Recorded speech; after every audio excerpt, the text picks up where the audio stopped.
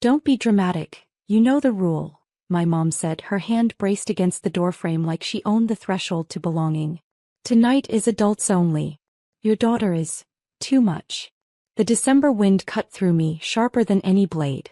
I stood there holding a casserole dish that had gone from warm to lukewarm, like my place in this family. Behind me the car sat in the driveway, and inside it my little girl's red mittens waited on the passenger seat. She'd asked me if Grandma would have a stocking for her. I lied and said yes, because mothers lie to protect the hope their children still believe in. Hi everyone, my name is Sienna Marlowe. I'm 27, a single mom who works double shifts and still finds a way to make paper stars with my daughter at night. I don't ask for much, just space at a table I've helped keep standing. But when your own blood measures love in dollars instead of devotion, even the seat with your name on it disappears. Adults only, Mom repeated, her voice soft now, but the sting was already there. You can bring the casserole. Just leave everything else. Everything else. That meant my daughter. I stepped inside anyway. Pine needles, citrus candles, and the sharp perfume my sister always wears when she wants to remind the room she's winning. The house glowed with Christmas perfection. Golden lights, velvet ribbons, carols weaving through the air. Laughter rose and fell like a rehearsed choir. Then I saw them. 3 children in matching reindeer pajamas darting around the living room, sugar high and squealing with joy. My sister's kids. Her perfect, uninvited exceptions. Mason, the oldest, waved a candy cane like a sword. Aunt Sienna. My breath caught. My eyes went to my mother. She didn't flinch. These children deserve to be here, my sister announced from the sofa, champagne in hand, crossing her legs like royalty on her throne. It's different. Different how? My voice was calm, almost cold. The kind of calm that makes people shift in their seats. Mom adjusted the bow on a present she hadn't bought without my money. You know how your daughter gets. She's spirited. Spirited. That word people use when they don't want to admit they're scared of a child who survived abandonment and still dares to shine. I placed the casserole on the table. Ceramic on wood, a small, decisive sound. Then I pulled off my gloves slowly, one finger at a time, as though I were preparing for surgery. I left my daughter with Mrs. Alvarez, I said, my gaze steady. She's stringing paper stars and sipping cocoa. She asked me why she couldn't come. I told her it was a grown-up party. I paused. I didn't mention the exceptions. The room stilled. My sister's smirk only deepened. So what, Sienna? You going to make a scene? I smiled faintly. Not the kind that warms. The kind that warns. No, I whispered. I'm here to deliver a gift. And a message. The carols faded into another track. Even the tree lights seemed to hold their glow a second longer, waiting. A message, I repeated, letting silence sharpen every syllable. The kind that ends traditions. My sister laughed first, loud and hollow like the crack of ice on a frozen lake. Ends traditions? Don't be ridiculous. You wouldn't dare ruin Christmas. The champagne in her glass trembled, but only because her hand was unsteady. She masked it by taking a long sip, eyes glinting over the rim. Mom didn't laugh. She didn't blink either. She just looked at me the way someone looks at an overdue bill they can't quite face. I could feel every gaze in the room tilt toward me. My father sat in his recliner, silent as ever, the peacemaker who never made peace. He turned the volume down on the TV football game, pretending interest but watching me out of the corner of his eye. Even the kids slowed their chaos, sensing something they weren't supposed to understand yet. I spoke carefully, not raising my voice, because raised voices can be dismissed as hysteria, but calmness cuts sharper. For years, I said, I've carried the weight you handed me. Mortgage payments when Dad was between jobs. Grocery bills when you wanted holidays to be bigger. College funds for nieces and nephews who weren't mine. I looked at my sister. Every tradition you cling to was built on checks with my name signed at the bottom. My sister rolled her eyes. Oh, please don't act like a martyr. You're single, Sienna. You don't have a husband, you don't have a real house. You should help. It's the least you can do. The words landed like stones on skin already bruised. My mom's silence sealed them as truth. I let a slow breath escape, tasting pine and betrayal. I helped, I whispered, because I thought I was family. But tonight when you shut the door on my daughter, you made something very clear. The ornaments on the tree trembled faintly, catching my reflection in a dozen distorted shards. You made it clear, I continued, my eyes cutting into each of them, that family isn't about love here. It's about convenience. About who looks the part, who plays the role, who fits your perfect picture. My sister smirked as if victory had already been claimed. Then maybe you finally get it. I stepped closer, the room shrinking around me. My voice never broke, but I could feel my pulse in my fingertips. I do get it. Which is why tonight, I said, pulling a folded envelope from my coat pocket and placing it neatly on the mantel beside the stockings, the support ends. No more checks. No more payments. No more pretending I owe you anything. Mom's hand froze mid-reach toward a champagne glass. My sister's face lost its color like paint stripped from a wall. You wouldn't dare, she whispered. I tilted my head, almost curious. Wouldn't I? The envelope sat there between glittering stockings embroidered with names. My sister's children, my parents. No stocking for me. No stocking for my daughter. I smiled faintly, stepping back, letting the silence gnaw through the room like a cold draft. You wanted tradition? I said softly. Consider this the start of a new one. The silence after my words didn't just hang, it pressed. Heavy, suffocating, the kind that made the Christmas lights flicker like they too were afraid to shine. My mom was the first to break it.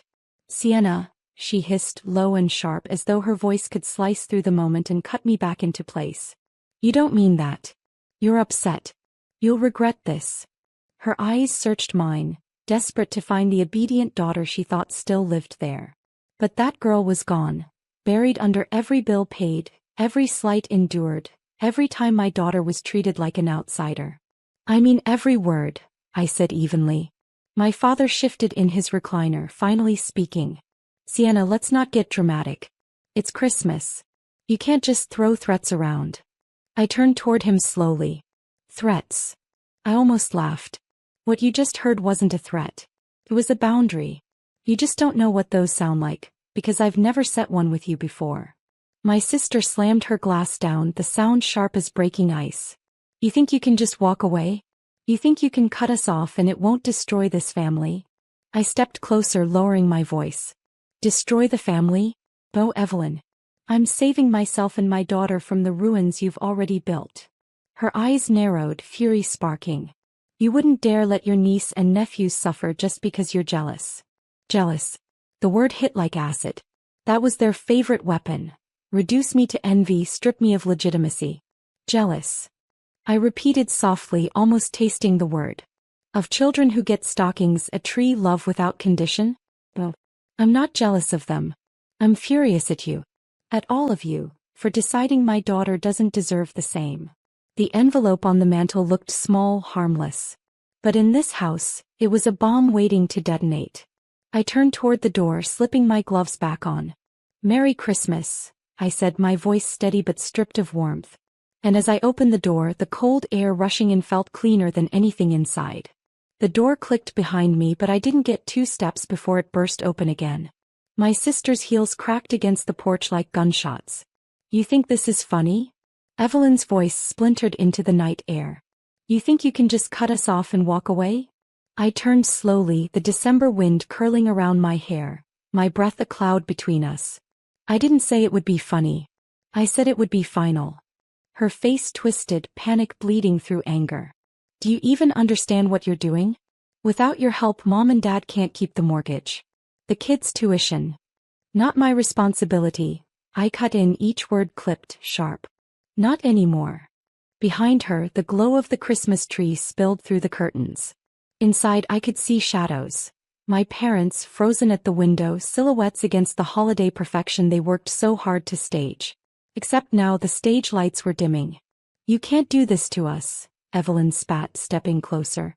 We're family. I met her eyes, calm, unflinching. Family doesn't bar my daughter at the door while your kids sit under the tree. Family doesn't drain me dry while mocking me for not having a husband. Family doesn't take and then sneer when I finally say enough. She faltered, words catching in her throat.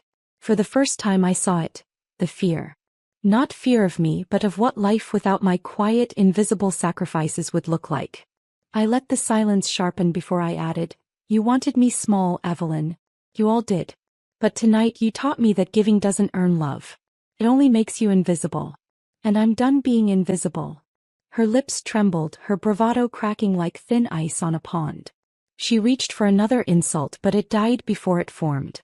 I stepped off the porch, snow crunching beneath my boots.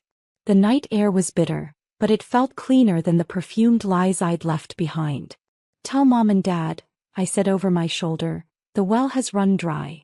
The sound of the door slamming behind me was the sweetest carol I'd ever heard. The first call came before sunrise. My phone rattled on the nightstand, the screen lighting the dark like a warning flare. I let it ring until her voicemail picked up, her tone desperate, rehearsed. Sienna, listen, we may have overreacted. Let's talk this through, sweetheart. Think about the children. Don't do anything rash. The children. Always theirs. Never mine. I rolled onto my side, pulling the blanket tighter around my daughter. She slept curled against me, her hair fanned across the pillow, breathing soft and even. My entire reason for breathing. They had locked her out of Christmas, yet now they invoked children like a bargaining chip. By 8 o'clock the missed calls stacked high. My father tried once, then texted, "Don't punish everyone. You're better than this.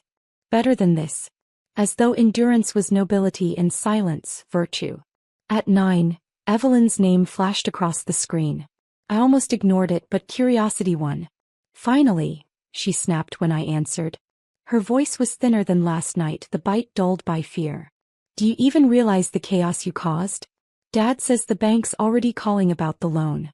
Mom's crying nonstop. Do you enjoy watching us fall apart?" I stared out the frosted window, the streets still dusted with night's snow. "I don't enjoy it. But I won't apologize for stepping out of the fire you built. You can't just pull support overnight," she shouted. "The tuition deadlines, Mom's credit cards, none of it works without you." I let the silence stretch. I wanted her to hear it, the hollow echo of entitlement when no one fills it. "You've built castles on my back for years," I said finally. "And now you're shocked the foundation won't hold. That's not cruelty, Evelyn. That's truth." Her breathing quickened, frantic.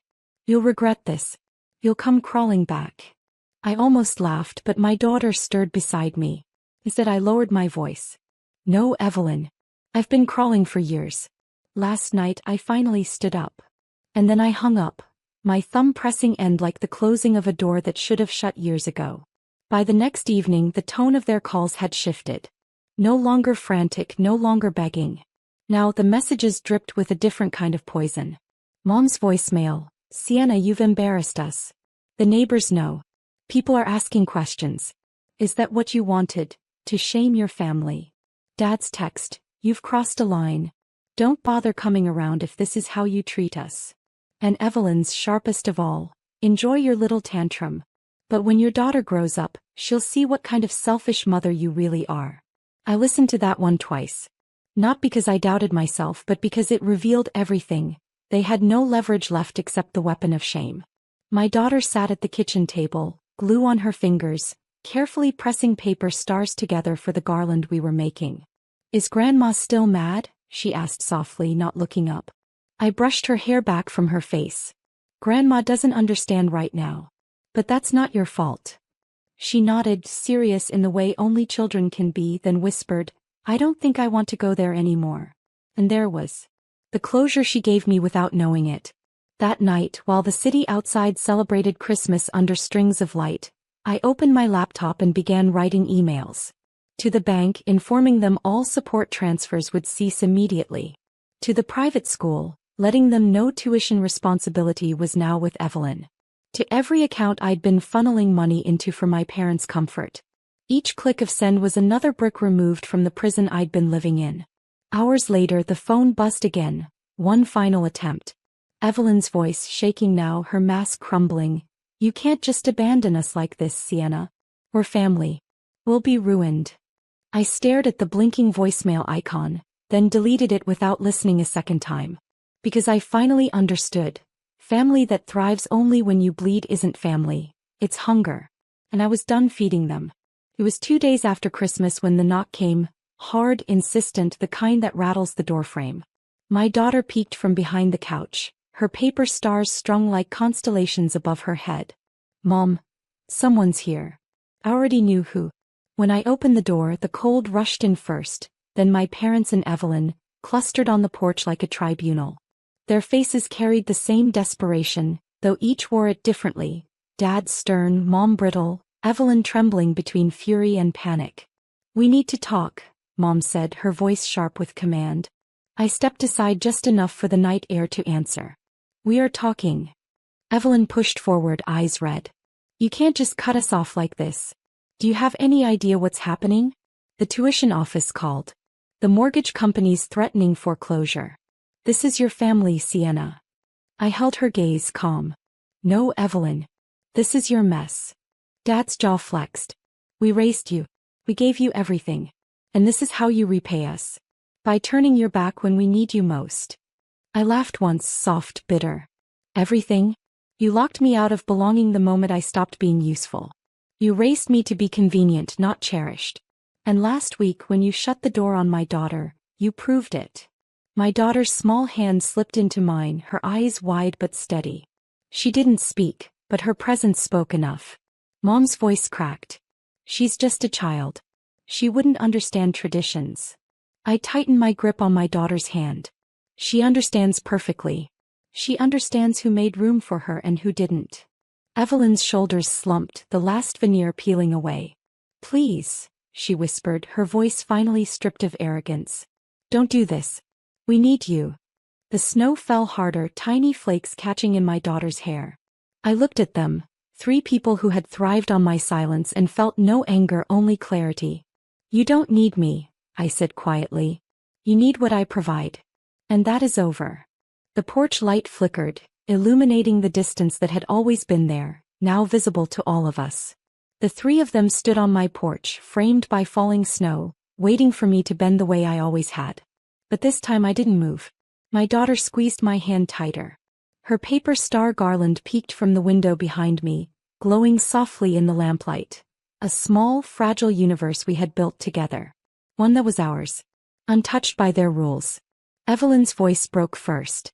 "You'll regret this. You'll end up alone. And when you do, don't come crawling back." I looked her in the eyes, steady. "Alone? Evelyn, I've never been less alone. For the first time I'm standing with someone who matters. Her." I nodded toward my daughter, who stood taller in that moment than any of them ever had. Dad shifted uncomfortably, his authority crumbling. "You can't just erase family." "Family isn't erased," I said softly. "It's revealed. And tonight you revealed what ours truly is." Mom's lips trembled, but no words came. Maybe she realized the stockings lined on her mantel were just decorations now, because the one she refused to hang, mine, had been the only thread holding the others in place. I stepped back into my home, letting the warmth wash over us, letting the boundary hold. "This door," I said quietly, "swings both ways. You barred my daughter from it. Remember that when you find it close to you." I closed the door gently, not with anger but with finality. Their muffled voices faded into the cold night as my daughter looked up at me. "Are we okay, Mom?" she asked. I knelt, brushing snowflakes from her hair. "We're better than okay. We're free." We strung the last of the paper stars across the window, their fragile light glowing brighter than any chandelier from my parents' house. Outside, the snow kept falling, covering the footsteps that had trampled my porch. For the first time, the silence wasn't heavy. It was peace. I kissed my daughter's forehead, whispering words she deserved to hear. "You belong. Always." And with that the story ended, not with shouting, not with vengeance loud and ugly, but with clarity.